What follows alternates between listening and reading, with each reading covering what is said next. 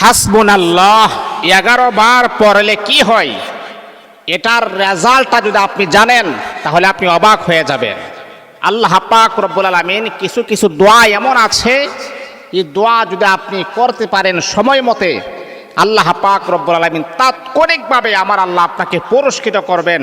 আপনার মনের অনাকাঙ্ক্ষিত আশাও আমার আল্লাহ কবুল করে নেবেন। সম্মানিত হাজিরিন, এই যে হাসবুনাল্লাহু ওয়া নি'মাল ওয়াকিল, এটা কিন্তু আল্লাহ পাকের মহাগ্রন্থ আল কোরআনুল কারীমের একটা আয়াত। এই আয়াতটা এতটাই পাওয়ারফুল, এতটাই শক্তিশালী আয়াত। এই আয়াতটা যদি আপনি আসরের নামাজের পরে মাগরিবের নামাজের আগ মুহূর্তে, এটা একটা ইম্পর্টেন্ট একটা সময়, দামি একটা সময়। এখন আপনারা বলবেন, হুজুর দামি সময় কেন? এই সময়টা কেন আমি দামি বললাম জানেন? কারণ আসরের নামাজের পরে মাগরিবের নামাজের আগ মুহূর্তে আল্লাহ পাক গোটা পৃথিবীটা আমার আল্লাহ ধ্বংস করে দিবেন। ওই সময় কিয়ামত সংঘটিত হবে। ইসরাফিল আলাইহিস সালাতু ওয়াস সালামকে আমার আল্লাহ হুকুম করবেন, ওই সময় তুমি সিংহা ফু দাও আর তামাম পৃথিবীটাকে চূর্ণ বিচ্ছিন্ন করে দাও। এটা হচ্ছে একটা ইম্পর্টেন্ট এবং দামি একটা সময়। এই জন্য আমি আপনাদেরকে বললাম, এটা হচ্ছে কিয়ামতের একটা সময়। এই আল্লাহ তাআলার বান্দা, আসরের নামাজের পরে মাগরিবের নামাজের আর মাত্র 10 মিনিট সময় বাকি আছে। ওই সময় আপনি আল্লাহ পাক রব্বুল আলামিনের ঘর মসজিদের ভিতর আপনি চলে আসবেন। মা বোনেরা, তখন আপনি উযু করে আপনার ঘরে আপনি চলে যাবেন। তারপরে আপনি নীরব নির্জনে একটা জায়গাতে বসে, কেউ যাতে করে আপনাকে কোনো ডিস্টার্ব না করতে পারে, ইবাদতের ভিতরে কোনো মনোযোগ যেন নষ্ট না করতে পারে, এমন একটা জায়গাতে বসে আপনি আমল করবেন। আমলের ভিতরে যদি কোনো ত্রুটি হয়ে যায়, মনোযোগ নষ্ট হয়ে যায়, তাহলে কিন্তু সে আমল আল্লাহ পাকের কাছে কখনো গ্রান্টেড হবে না, কবুল হবে না। ও আমার মা বোনেরা, ও আমার ভাইয়েরা, এমন একটা জায়গাতে বসে আমল করবেন যাতে করে কোনো মানুষ আপনাকে ডিস্টার্ব না করতে পারে। আমরা পুরুষ যারা আছি, আমাদের যেহেতু মসজিদ আছে, মসজিদে কেউ ডিস্টার্ব করবে না। মসজিদের এক পার্শ্বে অথবা এক কর্নারে বসে আমলটা আপনি করতে পারেন। মা বোনেরা, আপনারা যারা আছেন, এমন সময়ে কিন্তু বাচ্চা কাচ্চাও বাহিরে রাখা যাবে না, কারণ এমন সময়ে জিনের একটা প্রভাব প্রচলন হয়, জিনের একটা প্রভাব পড়ে। এই সময়ে পশু পাখিগুলা তাদের বাসায় চলে যায় এবং ওই সময় জিন তাদের একটা চলাচলটা বেশি হয় মাগরিবের নামাজের আগ মুহূর্তে।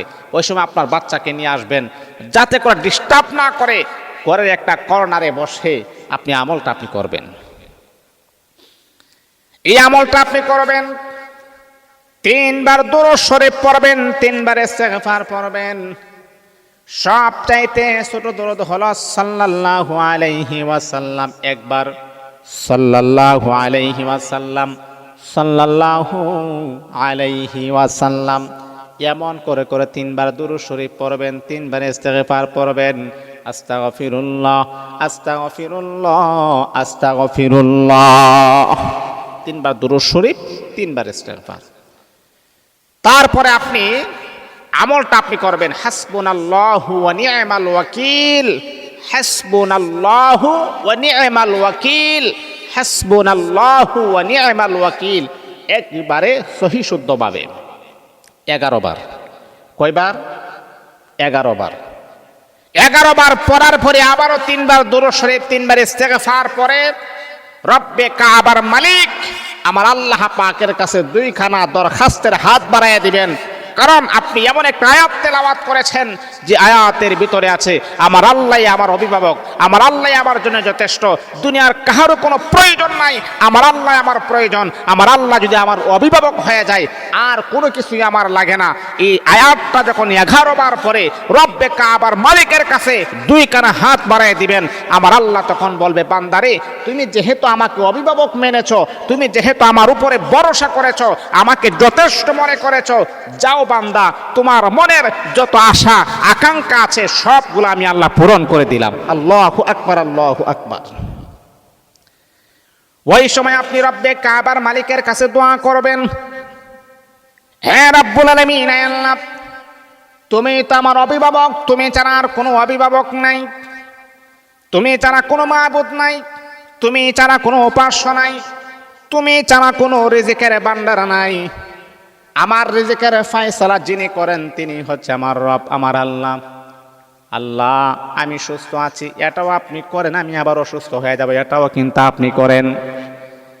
রব্বে কাবার মালিকের কাছে যখন দুই কানা দরখাস্তের হাত যখন বাড়াইয়া দিবেন, আর বলবেন আল্লাহ আমি বড় বিপদগ্রস্ত আছি, আল্লাহ তুমি আমার আশা পূরণ করে নাও, আল্লাহ পাক রব্বুল আলামিন দেখবেন আপনার মনের অনাকাঙ্ক্ষিত আশাগুলোও আমার আল্লাহ কবুল করে নিবে।